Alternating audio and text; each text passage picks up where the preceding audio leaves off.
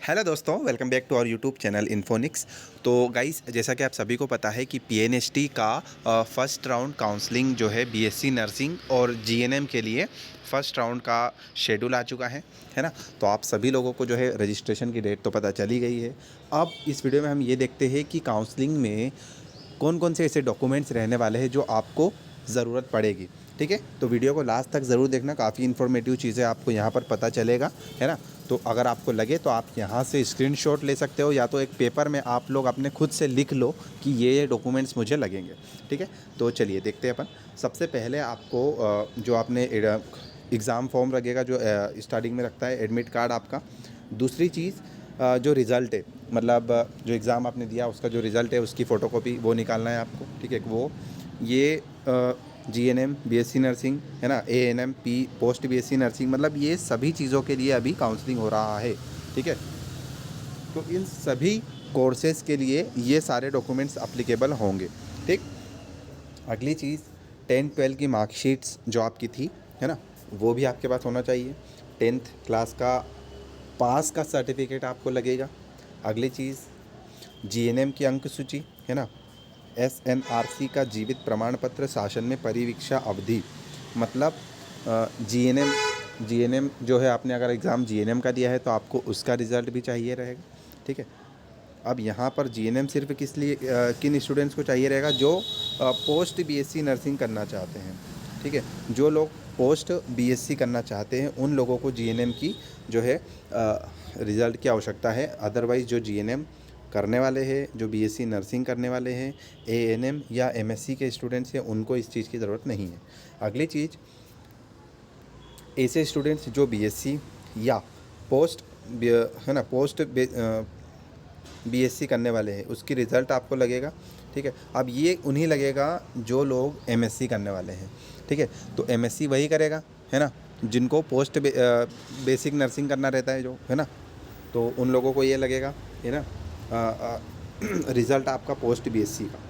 उसके बाद अगली चीज़, सक्षम प्राधिकारी द्वारा जारी मध्य प्रदेश के स्थानीय निवासी प्रमाण पत्र, मतलब निवासी प्रमाण पत्र की ज़रूरत पड़ेगी कि आप मध्य प्रदेश के हो, तो स्थानीय निवासी प्रमाण पत्र आपके पास होना चाहिए, ओरिजिनल और उसकी फ़ोटोकॉपीज़।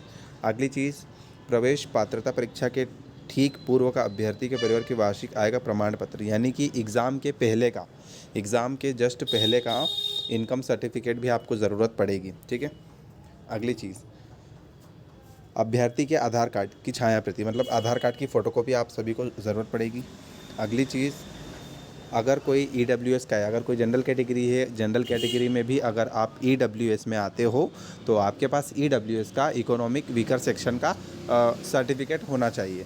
अदरवाइज़ आपको जनरल कैटेगरी से अगर आप हो और अगर आप ईडब्ल्यूएस से फॉर्म भरना चाहते हो तो उस केस में आपको उस चीज़ का प्रॉफिट नहीं मिल पाएगा।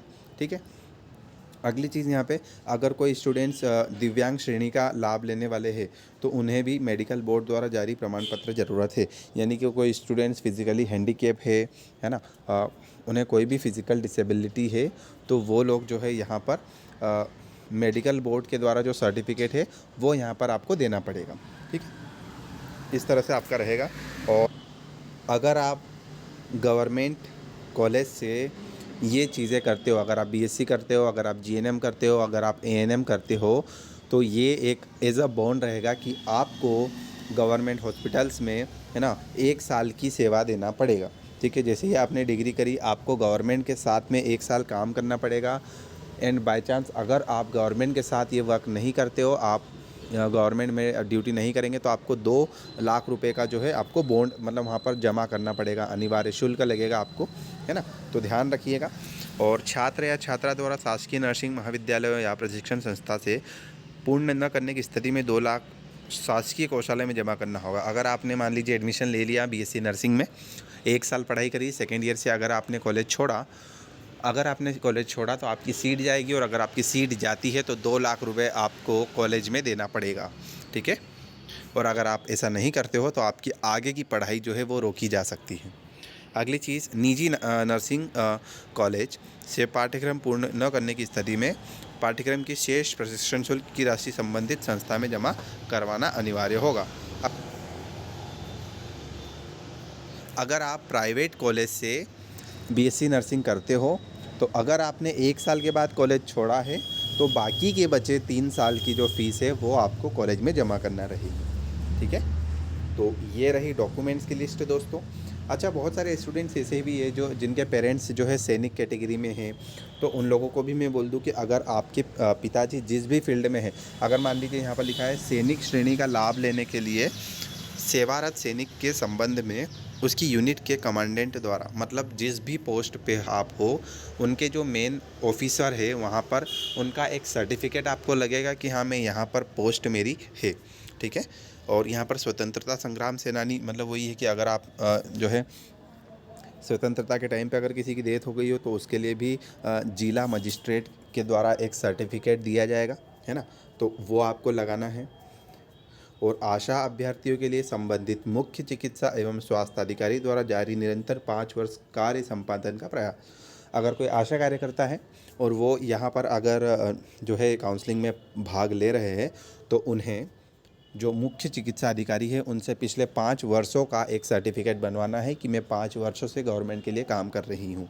ठीक है, तो ये थे कुछ डॉक्यूमेंट्स, काफ़ी ज़रूरी डॉक्यूमेंट्स जो आप लोगों को ज़रूरत पड़ने वाली है काउंसलिंग में। इसके बाद भी मैं आपको लगातार रूल्स बताते रहूँगा क्योंकि अभी आपकी काउंसलिंग ख़त्म नहीं हुई है, अभी फ़र्स्ट राउंड ही है, तो सभी को ध्यान रखना है क्योंकि हर साल कोई ना कोई ऐसा स्टूडेंट होता है जो गलतियाँ करता है सिर्फ अपनी काउंसलिंग के नॉलेज की कमी के कारण। ठीक है, तो आप सभी लोग जो नए हो प्लीज़ सब्सक्राइब कर देना हमारे यूट्यूब चैनल को। कोई भी दिक्कत समस्या आ रही हो कॉलेज लेने में या कौन सा कॉलेज ले, क्या करें, चॉइस फिलिंग क्या प्रेफरेंस रखना है, प्राइवेट कॉलेज में कौन सा कॉलेजेस अच्छे हैं, तो वो सभी चीज़ें हम लोग जो है डिसाइड कर लेंगे। ठीक है, चलिए मिलते हैं नेक्स्ट वीडियो में। डिस्क्रिप्शन में दिए गए नंबर पर ज़रूर कॉन्टेक्ट करना अगर आपको कोई भी दिक्कत आता है। Thank you so much.